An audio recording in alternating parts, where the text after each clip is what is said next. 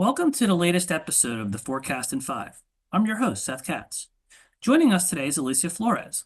Elisia serves as CEO of L&L Hawaiian Barbecue, which has over 230 restaurants across the United States and in Japan.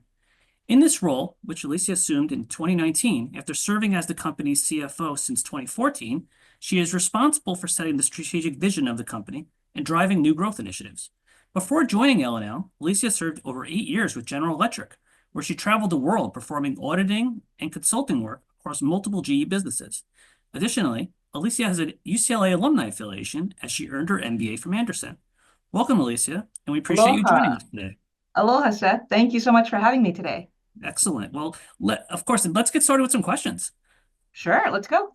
So, L&L started as a walk-up restaurant in Honolulu after your father and his business partner acquired it in 1976, and has since grown into a global organization now stretches from New York to Japan and is one of the fastest-growing restaurant chains in the world. What do you believe has contributed to this remarkable growth that L&L has experienced over the years? Yeah, that's a fantastic question because honestly, our two founders were very entrepreneurial, and at the time they just opened one restaurant and it was two and it was three, and there really was no expectation that we would be this really huge company that we are today with the 230 locations in 17 different states and in Japan.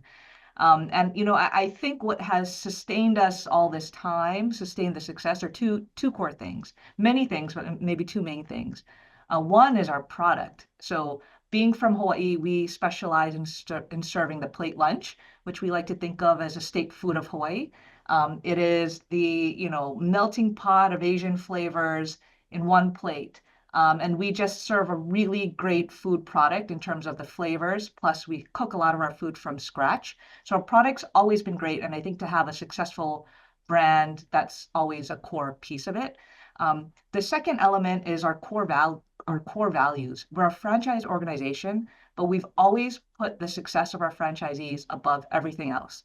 And our belief is if they are successful, the corporation will be successful. So we do everything we can to make sure our franchisees are successful, and that's just come back to us as you can see in terms of our growth. So to me, those are the two main things. That's excellent. And that's a nice segue to our next question. We're going to ask about the franchising model, which has worked extremely well for L&L. Can you share what makes L&L franchisees unique? And how are those who operate your restaurants positioned for success? Yeah. So my favorite thing about L&L is that my job is helping people achieve their American dream every day. L&L is my dad's American dream come true. He started from situations that I can't even imagine growing up. In terms of me, I've had everything that I've ever wanted to have. I had a great education at UCLA because he achieved his American dream. And it is such a privilege that I get to see franchisees coming in every day. And to them, business ownership, even specifically running an L&L, serving plate lunch or Hawaiian cuisine to their community, is their dream. And it's their hope that they get to do this with their family or for their family. And it's my belief you always bet on the person that's doing something for their family. So, the passion that our franchisees come in with, and we don't want to have every single person running a L&L. We want to have the people who it really means something to them run a L&L. And to me, that gives them something special. The other element is that we're a franchise company and we support our franchisees in every way that we can. But also, which is unusual for a franchise organization, is that we will get out of the way if in times where we don't need to be involved. So we give our franchisees a lot of flexibility. They truly want to be entrepreneurs, and we want them to be entrepreneurs, but they always have us as a backstop for support should they need us. That's great. It was impressive to learn about the many roles you served in prior to L&L while working for GE. Have you been able to apply those experiences from working for a multinational conglomerate to leading a restaurant chain as you are now? Yes. So short answer, yes. So it was one of the most interesting experiences for me coming from L&L and joining, coming from GE and joining L&L. As you know, GE, when I was there especially, was such a large corporation, and L&L is very much a mom and pop run organization. So when I came in as CFO, for example, I asked my dad, okay, give me the budget, let me work on the budget. And his response verbatim was, "We don't have a budget. I just know we're making money." And so, I really appreciate that I could bring a lot from a big company and put those into place at a small company. The key things I thought were, the ability to learn and adapt very quickly. My time at GE had me moving around to different cities, to different business units, to different industries, and so learning to learn quickly was actually maybe one of the best skills I picked up at GE. The second thing was process, structure, and systems. GE is very well known for having, for example, SOPs for everything. I came to L&L, we had SOPs for nothing. And so being able to have that system mindset and put that into place, I think is crucial if you're trying to grow your organization. And the last thing I learned at GE was having exposure to so many different types of leaders really taught me how to really shaped me as a person and the type of leader I wanted to be. I love my dad. He's my favorite leader, my best mentor, but I got to see different styles, different individuals, and I think that was very helpful for my development. Thanks for sharing that.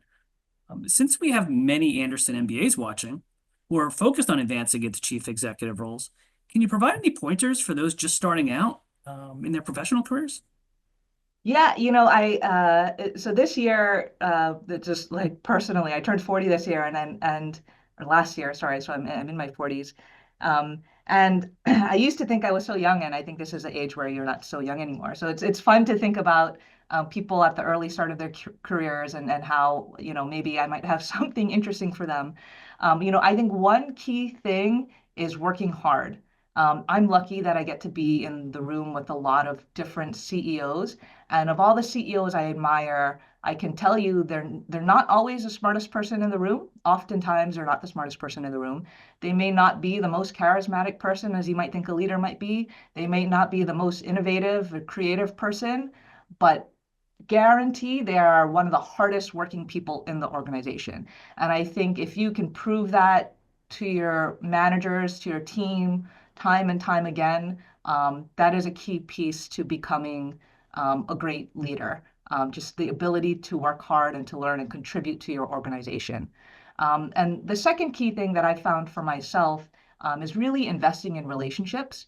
If I think back, other than my job at L&L, which is because of my family, but every other big opportunity I've gotten has been because somebody I know opened a door for me. And how I got to know that person was through social capital building, networking, whatever you might call it, but really meeting people and not just meeting them, but investing in getting to know them getting to know me. And then in that case, they can open doors when needed, or I can call on help when I need it. So I think those are two really key things that for me specifically have been important to become a CEO. Absolutely. And as L&L remains focused on expansion, where do you see the company if we look ahead over the next decade? So, kind of as I was sharing, we've done a lot to put in those systems and foundations in the last 5 years that I've been CEO. And now that we have a good structure in place, we're kind of hoping for that hockey stick kind of growth period right now. So this year, we're hoping to open 30 L&Ls, across the country. And just for a frame of reference, our biggest growth year prior to this was 17 stores. So we're really, really trying to accelerate our growth and bring Hawaiian cuisine and the plate lunch to more and more people. So that's my hope to continue to grow our company and build on my family's legacy. Amazing. And that brings us to the end of today's episode. Thanks so much, Alicia, for taking out time to be with us. Yeah, thank you so much for having me. Again, I hope this was helpful to folks, and I appreciate the questions. Absolutely. And thanks again to all our viewers for tuning in. We'll see you on the next episode of the Forecast in 5.